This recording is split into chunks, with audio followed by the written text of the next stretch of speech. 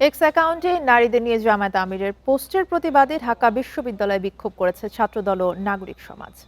শফিকুর রহমানকে নারীদের কাছে ক্ষমা চাইতে বলেন নেতারা, না হলে কঠোর আন্দোলনের হুঁশিয়ারি দিয়েছেন তারা। এদিকে সংবাদ সম্মেলনে বিএনপি প্রশ্ন তুলেছে, পোস্টের ৯ ঘণ্টা পর আইডি হ্যাকের দাবি করা কতটা যৌক্তিক।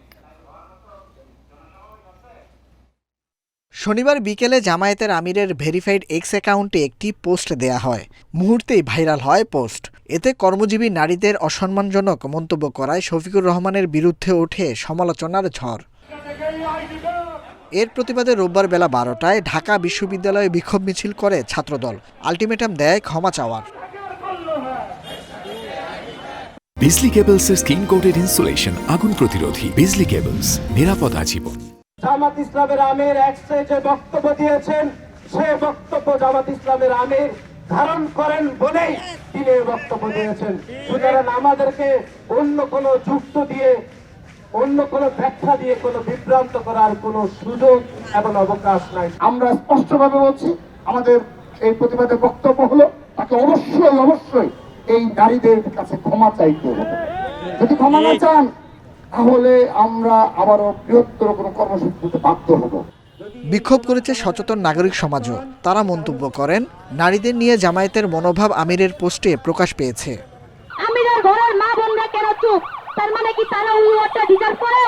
আমি এটা তাদের কাছে তুলে ধরলাম। যাদের এই সাংগঠনিক কাঠামো মুনাফিকের মধ্যে সীমাবদ্ধ থাকে, তারা আসলে কিভাবে রাষ্ট্র ক্ষমতায় আসার ধৃষ্টতা দেখায়? অনতিবিলম্বে ওই আমিরকে ক্ষমা চাওয়ার জন্য আমরা বলছি।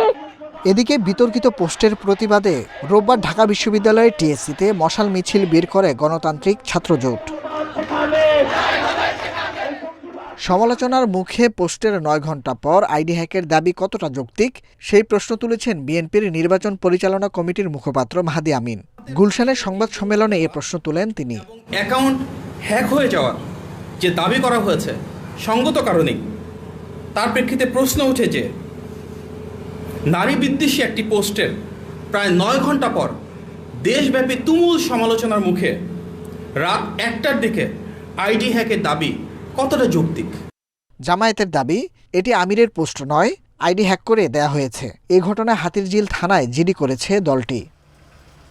Nahid Kamal, independent news, Dhaka.